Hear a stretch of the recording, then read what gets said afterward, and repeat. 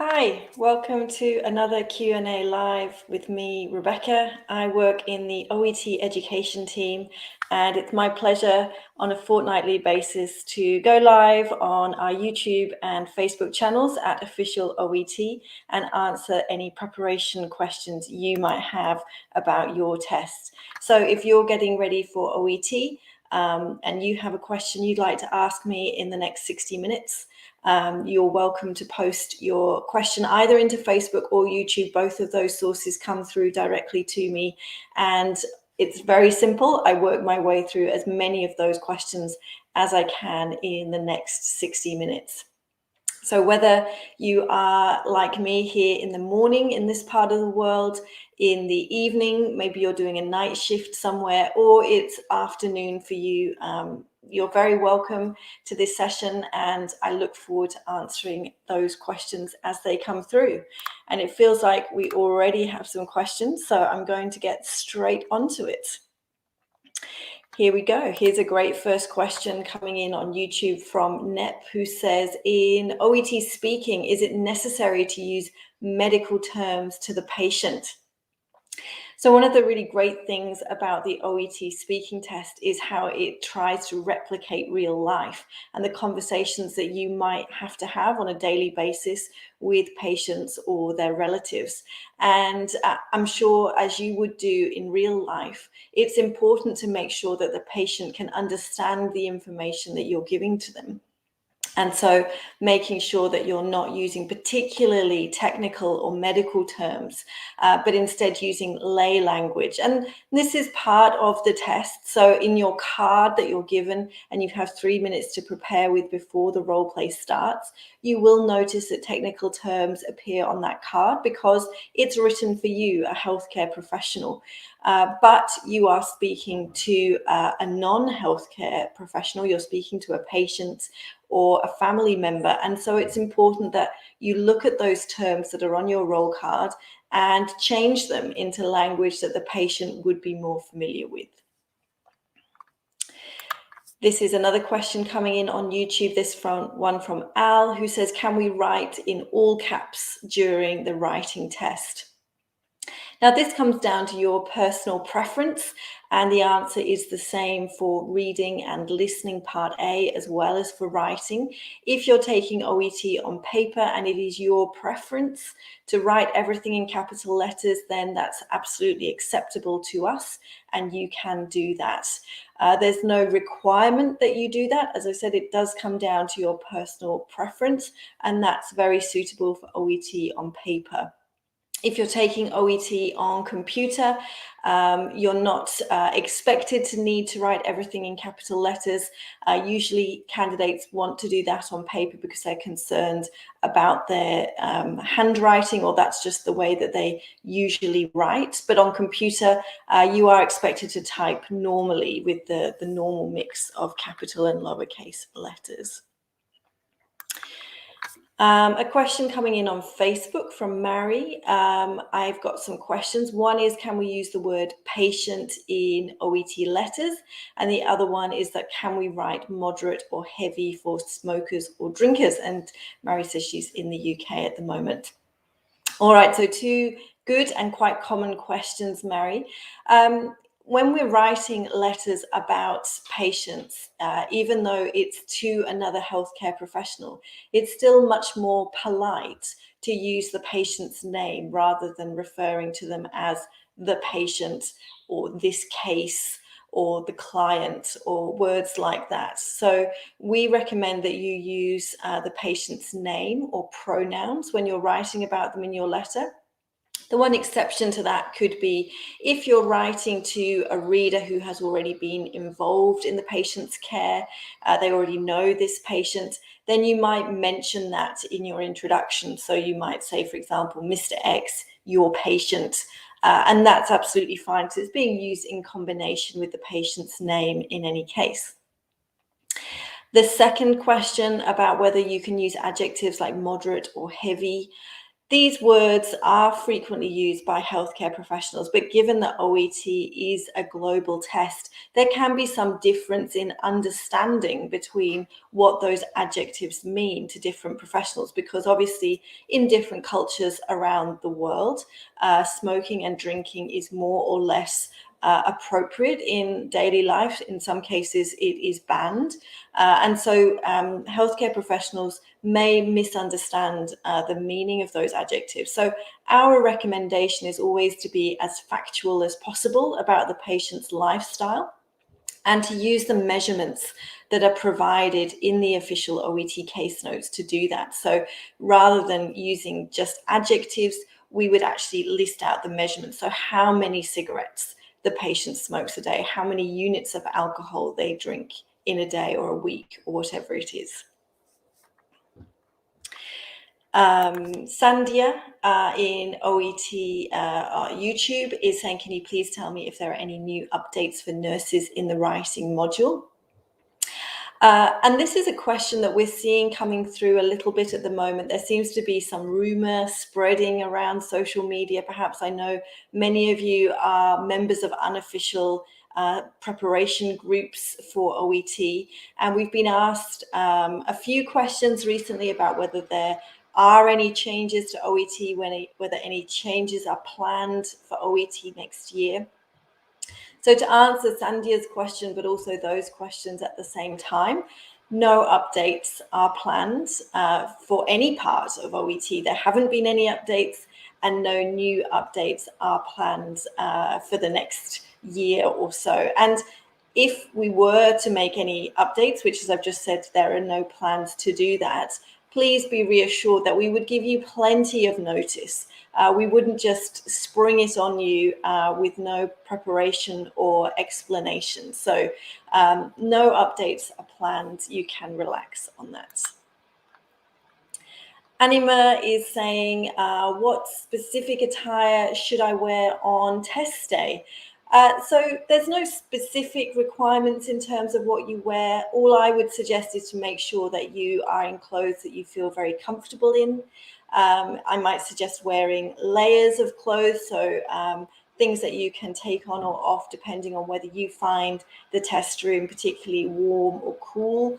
But comfort is definitely the main concern. Diana on Facebook is saying, what is the best way to understand reading part C? I need tips, please. So reading part C, as all of you know, and this is the same type of test regardless of what your healthcare profession is. Of course, writing and speaking are profession-specific tests, but reading and listening are the same tests used for all of our healthcare professionals. And in reading part C, you have 2 longer texts, and you need to answer multiple choice questions about them.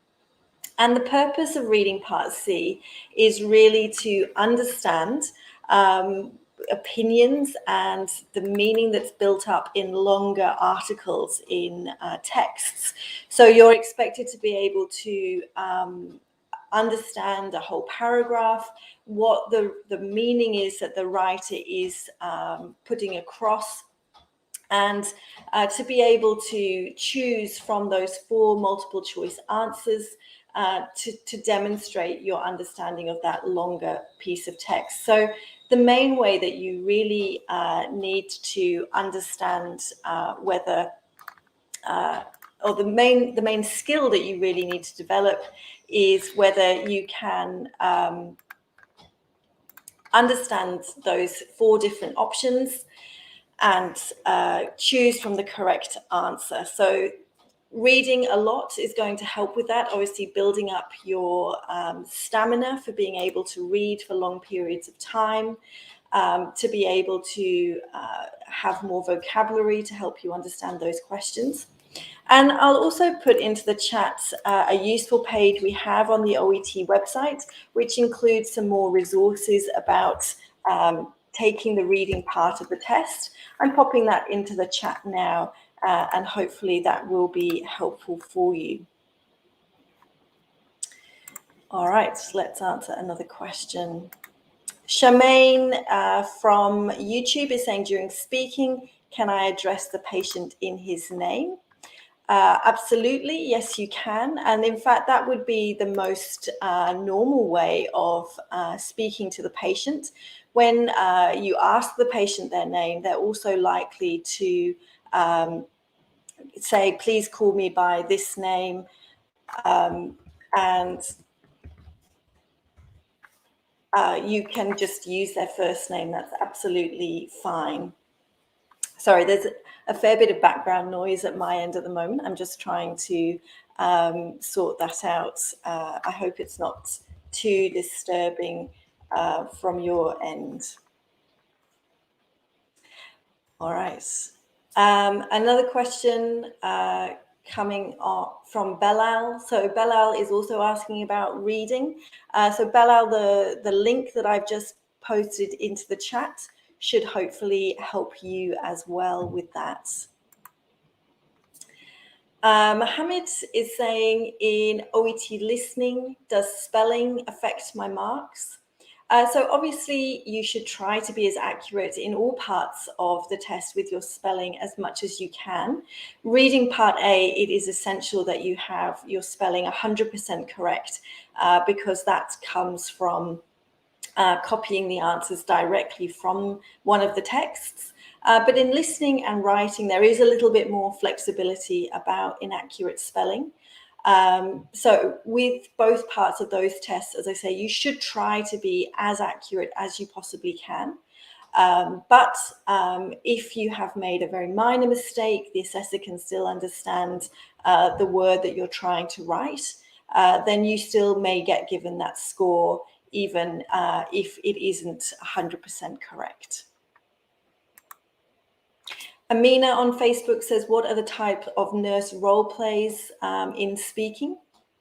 So regardless of your profession, the types of situation that you will role play in the speaking test are designed to be very common situations to your profession, are types of conversation that you would regularly have with a patient in the course of your working day. So there's no very complicated conditions or very new types of emerging diagnosis or something like that. It's also not going to be testing you on very topical issues like COVID-19. They're not going to come into the speaking test.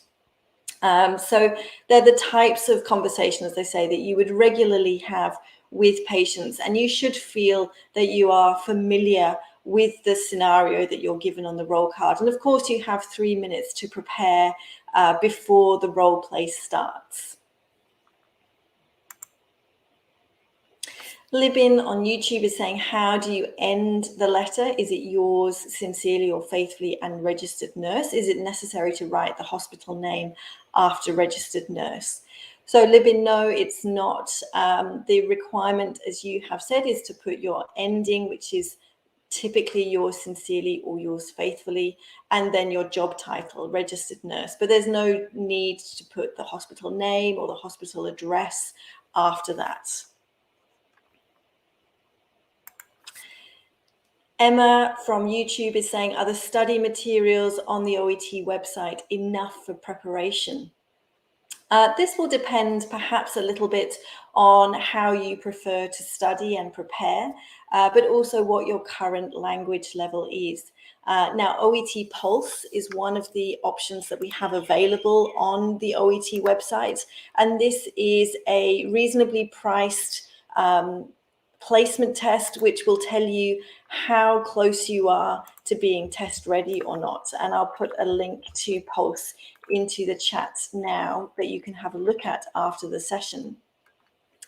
So the benefit of Pulse, as I say, is to tell you how close you are to being test ready. Now, if those results come out that you are test ready, you have practically, or you have already the level of language that you need to get the results that you want, then certainly the preparation materials on the OET website, on our prepare page, will be more than sufficient to help you get ready for your test. However, if you find that there are some weaknesses in your language, you're further away from the results than you hope to be at this point in your preparation, then you may find that studying with a teacher from one of our recommended teaching schools or individuals could be a very good option for you. And the benefits, obviously, of studying with a teacher is not only do you get personalized support in many cases, but they've got a greater degree of explanation that they can give you, and they've got their own practice materials that you won't have seen on the official OET website.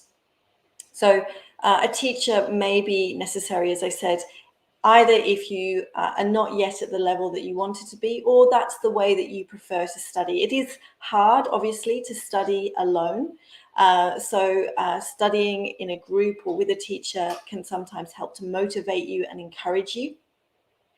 And the link that I have just posted into chat now is to find one of those recommended teachers. We're aware that there are a lot of teachers out there offering OET skills, but we would caution you to check if they are on the OET website list.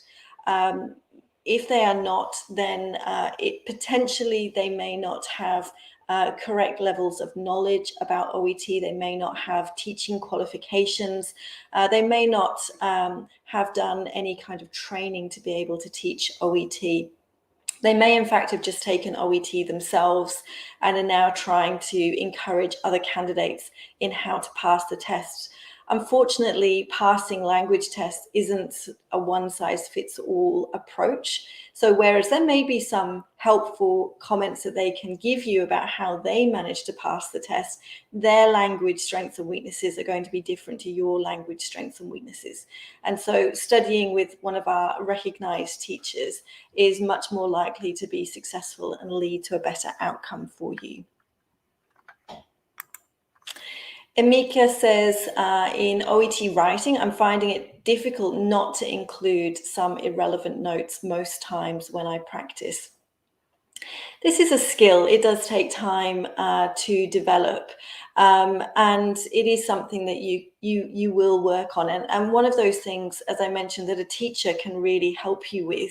They can talk you through processes to take in terms of how to select which information is relevant or not. One of the resources that I can recommend to you is in our writing week, which took place in September. I talked candidates through a strategy using a table. And in that table, it helps you to select information that is critical to include, information that you could omit. So make sure, Amika, you're already joining us from YouTube. So go to the @official OET YouTube page, look through our playlists and our videos, looking for the Writing Week recording for your particular profession. And in that, or in any of those Writing Week recordings, to be honest, you'll find that table, and I'll guide you through how you can use that to make sure you're focusing on the important details for the reader. Yasmin on Facebook says, is the difficulty of the exam similar like the sample tests which are on the website? Yes, exactly. Those sample tests are replicas of OET test materials. So they do absolutely replicate the challenge of the test that you'll get on test day, and are good practice materials for you to know whether you are at the position to book your test, you're ready to take the test, or if you're not getting the scores from those sample tests, that you may need to put some more work in, some more efforts before you book your test.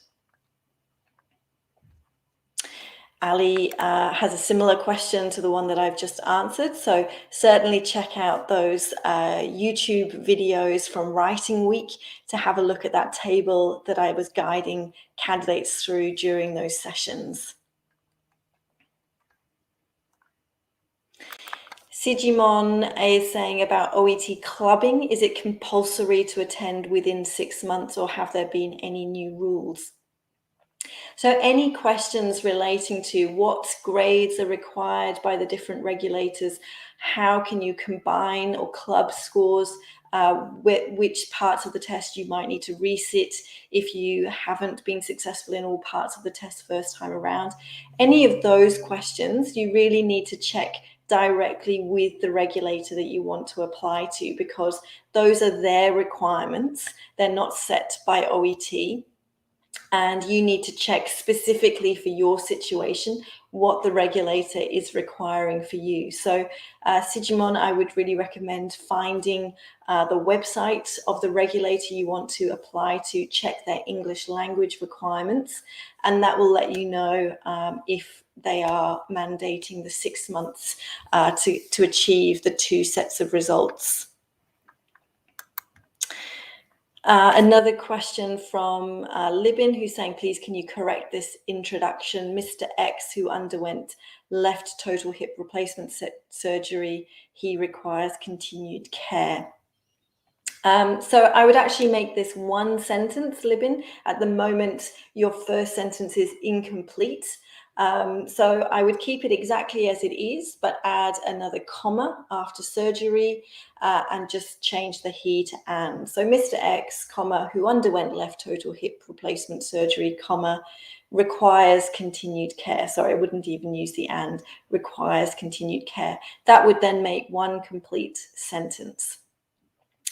And there's a second question, is it necessary to add a time frame when using underwent in the introduction? My advice is always times, dates are very helpful to the reader. It makes it very clear when things have happened, and this can really help the reader build up an understanding of the history of the case, of the patient that you are writing to them about. So certainly if you know a date when the patient underwent surgery, for example, it's a great thing to include for that clarity. A question from Linda, and I'm sure there are other candidates who would like to see OET come to their country. Linda is saying Ghanaians need a paper-based test. Unfortunately, at the moment, we are trying to cover as many countries as possible by offering computer-based at a venue testing. That's getting a test into the country at least. We would like to also offer paper-based testing in the future, but our priority at the moment is simply to get the test into the country so that candidates don't have so far to travel. And it's much easier to set up computer-based venues at the moment. But in the future, we would obviously like to make both types of testing available to candidates so they can choose from their preference. If you're feeling unsure about computer-based testing, I can certainly reassure you that the test is the same. So the test that you take on paper or on computer is exactly the same test. The timing is the same. The question types are the same. The way you answer the questions are the same.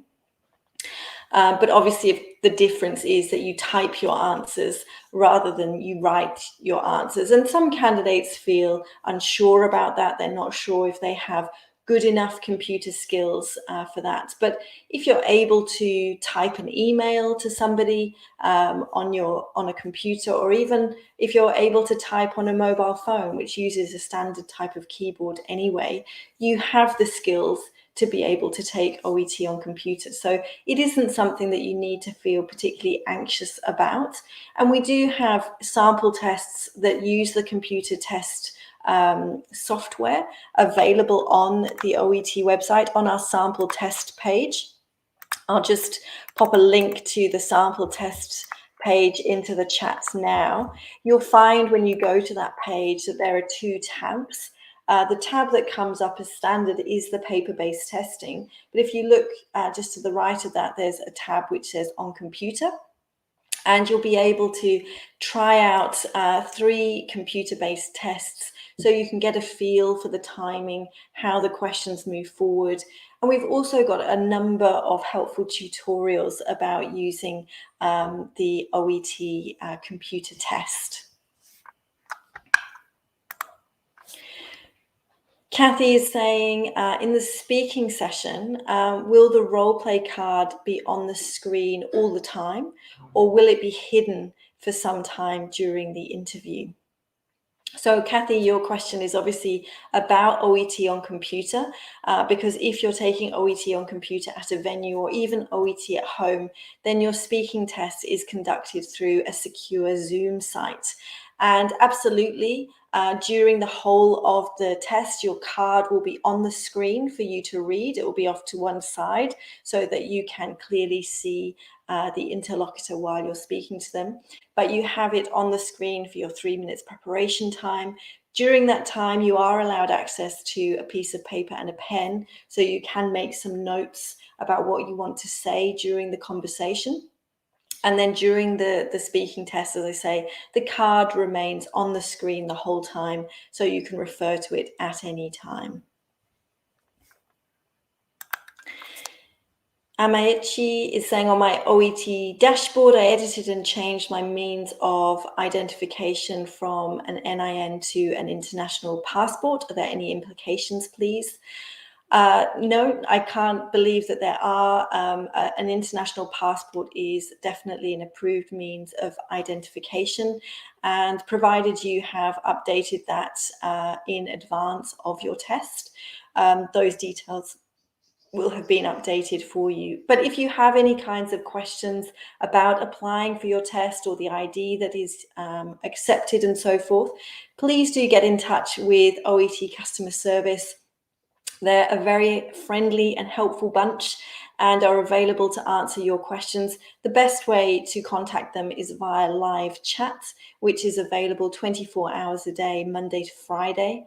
And you can access live chat from the OET website. So click on any of the links that I've given, which include the website at that point.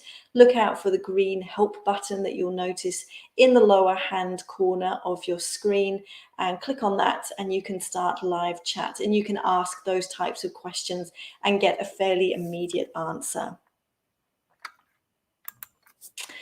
Rajat is saying, can you please tell me how I can organize paragraphs in the writing module? So obviously, how you organize your letter is going to assist the reader in understanding the information that you are trying to communicate. And organizing paragraphs is an important part of that. And there are a number of different ways that you can do that. So I'm going to pop a link into the chat now for the OET Writing Guide, which covers not only organization and layout, which is where the paragraph section comes in, but all parts of the assessment criteria, giving you examples using some of our sample tests about things that you will need to be able to do to get a good score in the writing test. And it will talk you through a number of different ways of organizing your letter. There are thematic approaches, chronological approaches, but also an approach if the situation is an emergency. So it's a really useful resource. I would suggest bookmarking it so that you can refer to it at many times during your preparation, or even download it, print it off if you have access to a printer as part of your study guide. Celia is asking about when remarking might come through. So remarking results are generally released 3 weeks after the remarking window closes. So remarking is available for 5 days after you receive your test results. And once those 5 days are over, we then take 3 calendar weeks, Mondays to Fridays, to return your remarking results to you. So you've got a little bit longer to wait, but those results should be with you fairly soon. Sunny on YouTube is saying, can we write the patient's address when you're going to request a home visit? So there's actually no requirement to include the patient's address. You might obviously do that in real life, but for the purposes of the OET test, we don't require you to include the patient's address in your letter. The only address that you need to include in your letter is the one given in the writing task, and that is the one that you use at the top of your letter with the date. Andrew is saying, can we write Miss for a 3-year-old child?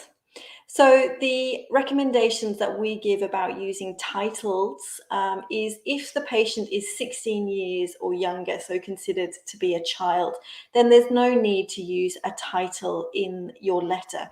Even if a title is provided in the case notes, and sometimes that will be provided to make sure there's no misunderstanding about gender, because obviously if we just provided the child's name, if you're not familiar with that name as an English name, you wouldn't necessarily know, is this a male or a female child?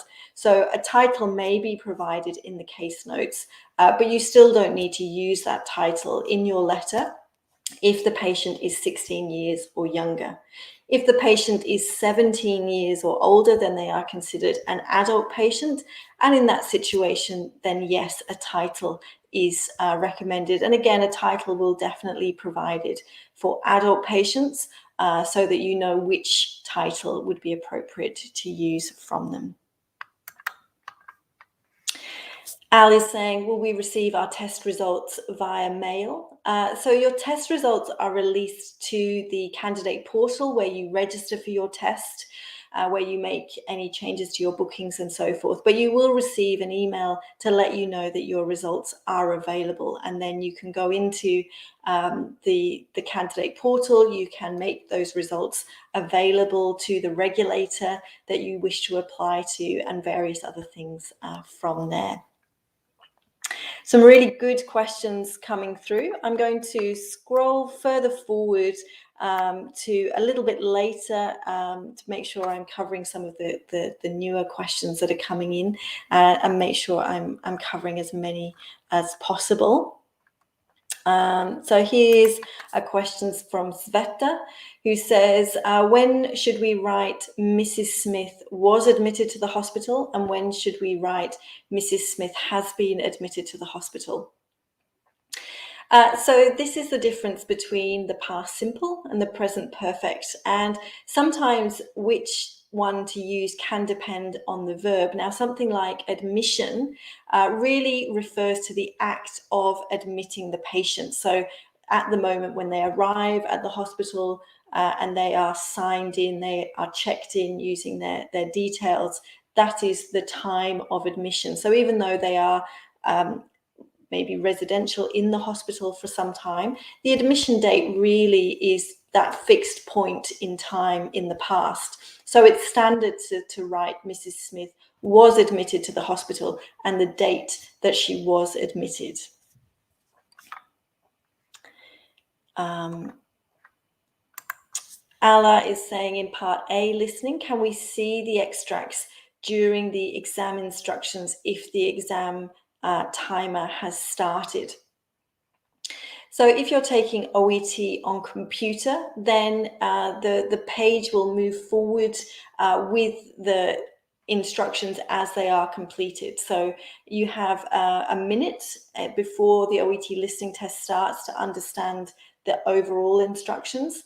Then once that minute has elapsed, the listening test starts, the instructions for part A are read out, and then you are given 90 seconds to read through each of the part A extracts, the consultation notes before they start. So you have just the first extract on the screen and you have the time to read those before the audio plays.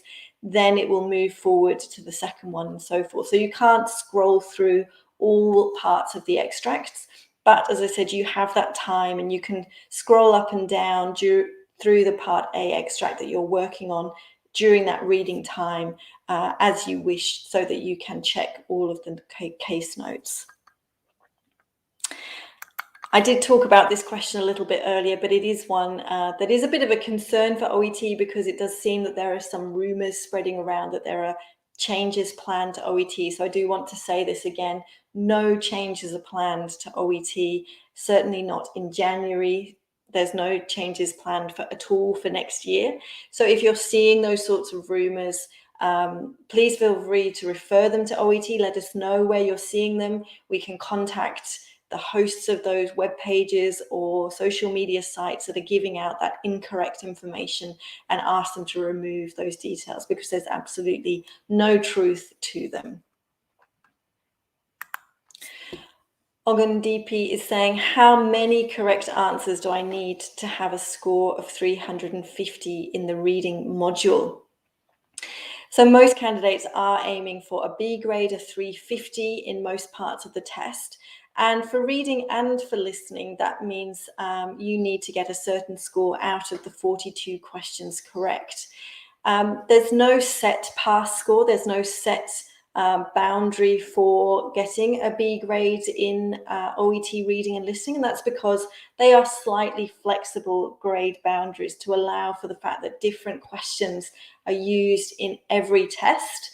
And so the actual B boundary may be slightly higher or slightly lower, depending on the topic and the test that you take. Only slightly though, we're not talking about huge differences. So when you're preparing for your test, we recommend aiming for 30, 31, 32 out of 42 questions to be correct, to feel comfortable of getting a B grade on test day. That is, having said that, the minimum that you should aim for. Really, if you're getting 32 plus, that's excellent. That's really going to help you feel comfortable about your chances of getting the score that you want on test day. So if you are using official OET sample tests and getting that sort of score, 30, 31, 32, don't just stop there. Keep working on that. Keep trying to improve. Any improvement that you make is obviously going to be a good thing, not just for OET, but also for your new career and making sure that you are able to comprehend information provided to you by your colleagues and patients. So keep working on it. But 30, 31, 32 is the minimum sort of score we would recommend before you book your test and feel comfortable about getting the score you want on test day. In answer to your question about reading part C, and I can see a couple of other questions coming through there. I talked about that a little bit earlier, so make sure you listen to the recording. Again, it was quite early on in the recording, and I also posted a link into the chat, which was giving extra support, including some videos, some resources to practice your reading, and just some overall tips to improve your reading skills into the chat. So that's a great resource for you to use. Linda is saying, my letter writing is always about 240 words. Will I be marked down if it's above 200 words? So there's a couple of things that I want to say as an answer here, Linda. So the word limit is a guide. You'll see at the end of the case notes, at the end of the writing task, some guidance for completing the writing test. And one piece of advice is that the guided word limit for your letter, for the body of your letter, is 180 to 200 words. And I just want to establish what the body of the letter is. That is the paragraphs that you write. So it doesn't include the address, the greeting line, the RE line. It doesn't include the ending of your letter. It only includes the paragraphs of your letter. So if you're counting at the moment the address and the greetings, it's likely that you are obviously writing more than 200 words. So if you're writing 240 words just in your paragraphs, that is a little bit more of an issue. And what it suggests to me is that you're either including too much of the irrelevant detail that is included in the case notes that doesn't specifically relate to the reader or the current situation, or you're being very wordy about the way that you write. So one of the skills to writing a healthcare letter is to be concise, and that means to use as few words as possible to communicate the information. And some candidates struggle with that. They write very long sentences or use many words to say something that could be said in less words. So there are a couple of things there that you might need to look into. if you're consistently writing much more than 200 words. It can impact your score on conciseness and clarity, which is looking exactly at those things that I've just mentioned. Can you summarize the case notes effectively without wasting words? Can you omit unnecessary information that the reader doesn't need to continue care? So if your letter, by being too long, is not demonstrating those things, it will affect your score there, but it could also affect your score in other parts of the criteria, perhaps particularly language, because by writing so many words, it might cause you to rush, make more mistakes with your spelling or grammar or punctuation, which is what's assessed in the language score. So the writing guide that I linked to a little bit earlier, again, covers lots of useful information about the different parts of the assessment criteria for writing. It covers conciseness and clarity and gives you tips for what you need to do to avoid losing marks, reducing your score there.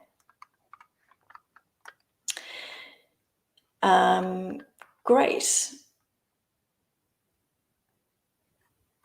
Just scrolling down, looking for some new questions, because I've seen a few that are repeated.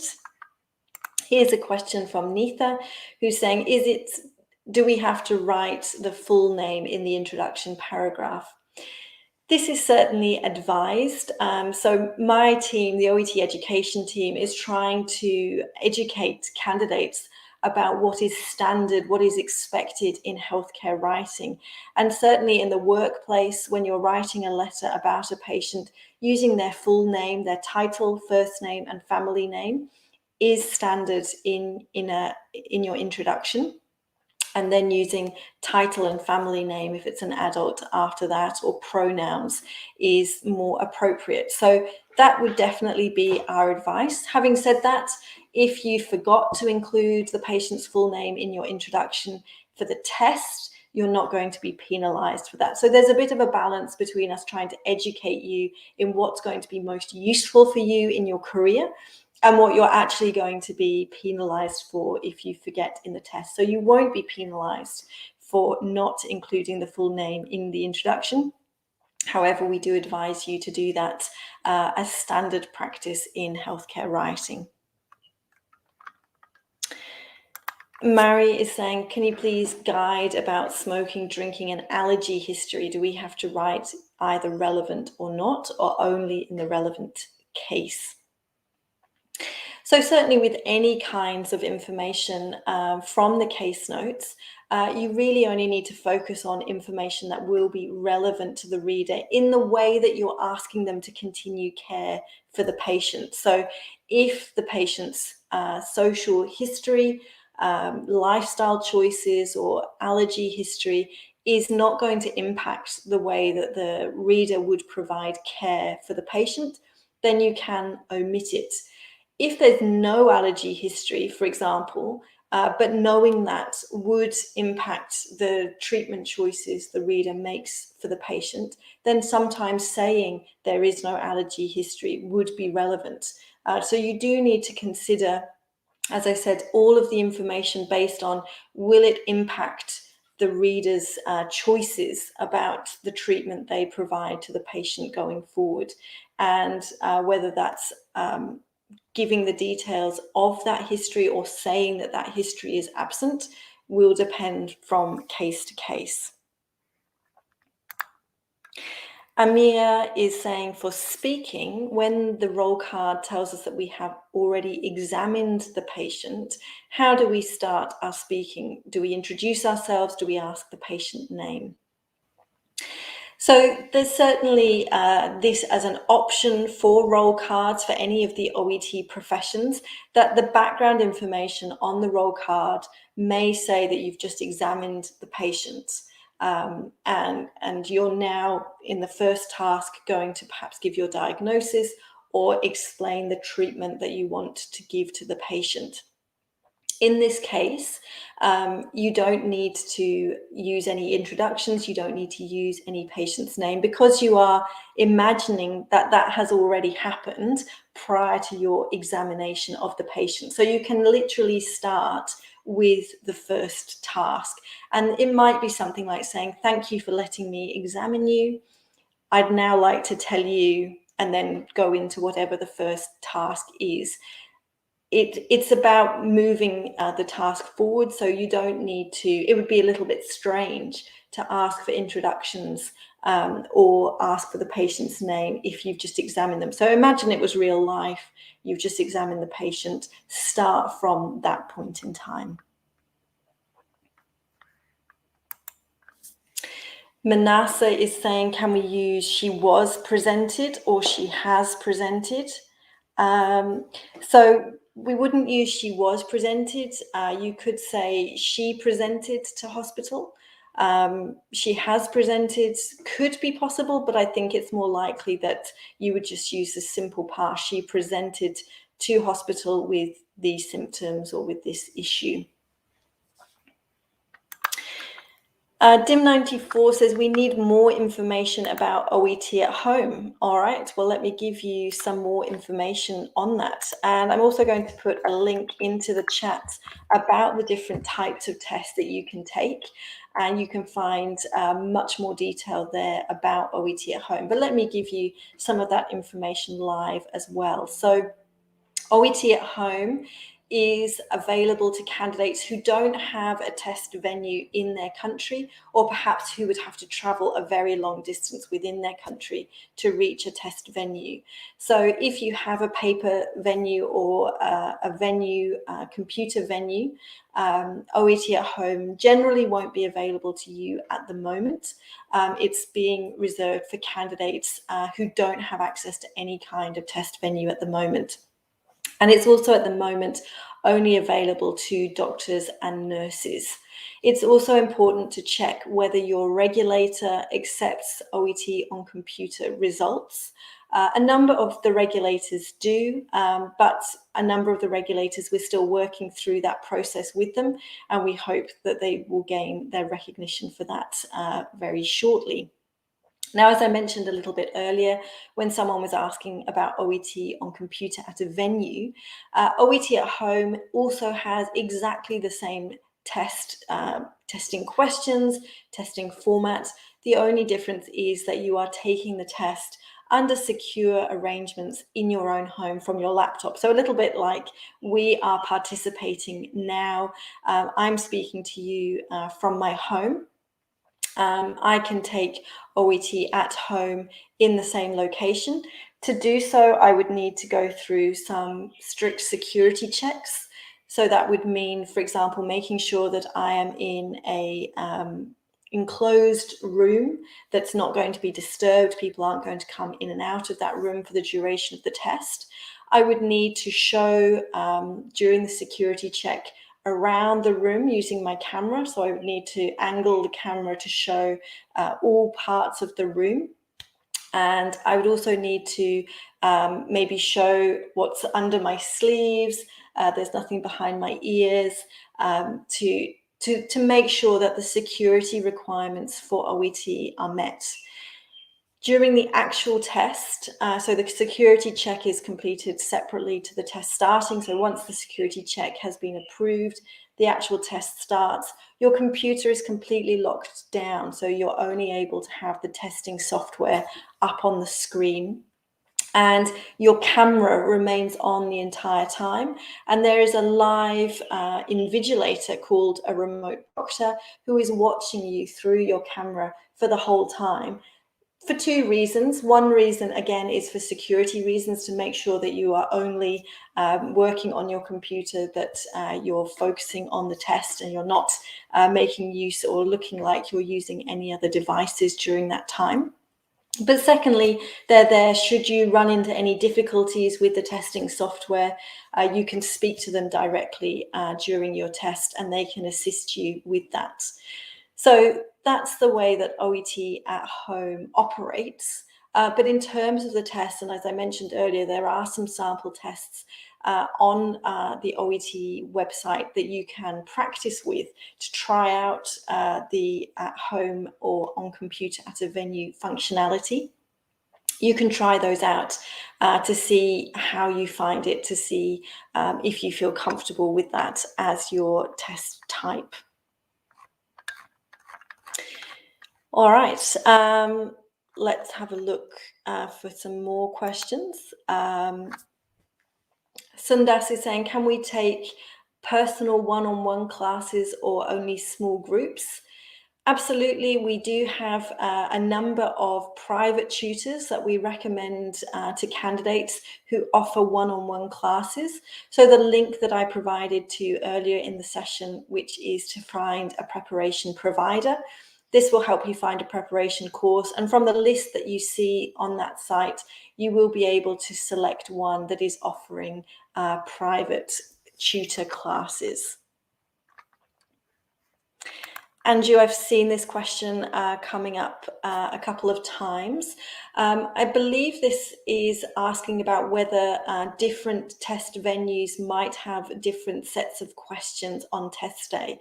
And the answer to that question is yes. This is one of the security measures that OET uses to ensure that cheating is impossible for candidates.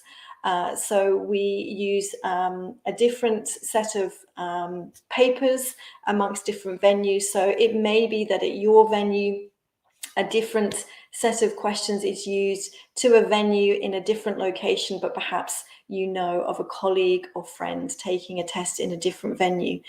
There's no concern about there being a different set of questions to the ones that you took. The test is standardized, so the level of difficulty is the same for each set of questions in each venue, so there's no advantage or disadvantage to taking a particular set of questions. It's purely a security measure to protect the safety and security of those test questions. Pat Michaela is saying, what are the best materials to practice with? So the best materials are official OET materials, and the best place to start with those is on the OET Prepare page. I'm popping a link to that into the chat now.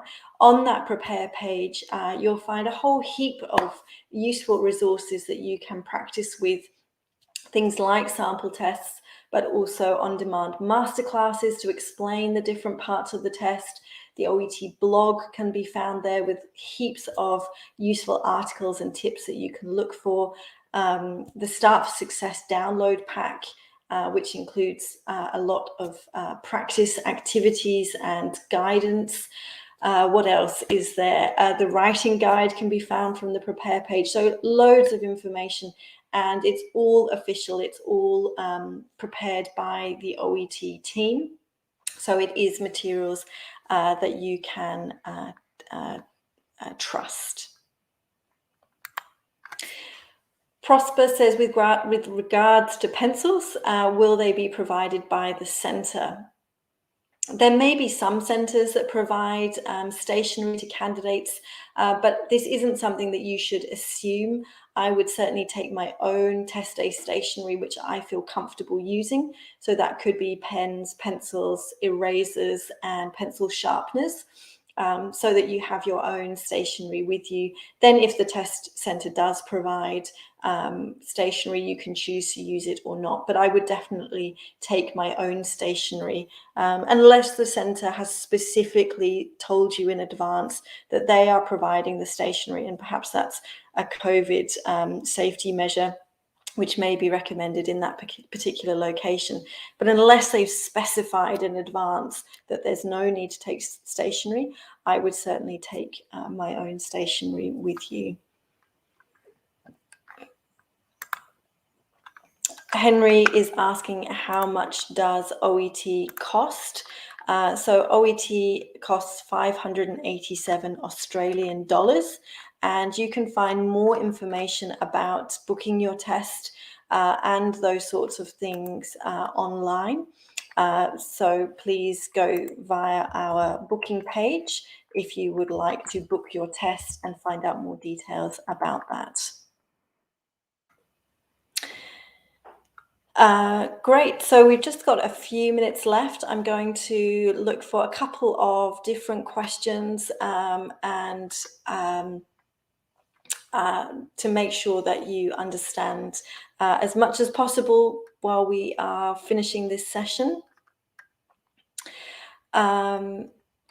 I can see a question here from Tijo, who's saying in the free sample test for computer, no split screen can be seen despite adjusting screen resolution. So Tijo, perhaps this is something to contact customer service about. They can give you more guidance about how to make sure the split screen can be achieved. If you're taking OET on computer at a test venue, this isn't going to be a concern for you because the computers will be set up to make that split screen appear. On the test delivery page, the delivery modes page that I linked to a little bit earlier, there's also more guidance there about how to split your screen depending on whether you're on a Mac or a Windows, with some videos and some different ways around doing that. So it is possible to get that split screen working in advance. And if you're still struggling with that, I'd suggest contacting OET customer service for some more support.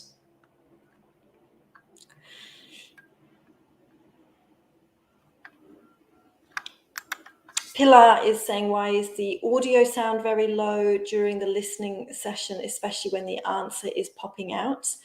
I'm not exactly sure what you mean about the answer popping out, but if you're taking OET on computer, then before the listening test starts, there is an audio check. There's also an audio check during the tutorial part of the test, at which point you can adjust your sound to make sure that it is loud enough volume for you. If you're taking OET on paper, then that sound check is also done by the venue before the listening test starts. And you can raise your hand if you're not able to hear the audio clearly so that they can adjust it for you before the audio starts. Mohidin is saying, do we need to write the patient's occupation in the writing test? This could be a detail that helps personalize or humanize the patient to the reader, particularly if the patient is still working or the type of occupation they have might impact their recovery or impact how the reader needs to provide treatment to the patient. It could be something that you include in the case notes, but if it has no relevance to the situation or perhaps they're retired, that kind of detail could also be omitted. So it will depend from the situation. My kids is saying, if someone has failed speaking or listening, will he retake all the tests or just those that he has failed in? So this, as I mentioned earlier, is something to double check with the regulator you wish to apply to, whether you need to take all parts of the test again or just the parts that you were not successful in is their requirement. Having said that, most regulators do require candidates to resit all parts of the test again. There's no time that you need to wait to do that beyond the time that you can book your next test. So as soon as you can find a next available test, you can resit your test. But whether you need to take all or just parts of the test again is something that comes down to the regulator. Zena is saying, in the speaking test, do we act as a doctor or be a real doctor? Be a real doctor. This is supposed to be replicating real life. So act as you would in real life by following the tasks that are on your card, providing information to your patient as you would as a doctor in real life. All right, one last question. Let's have a look.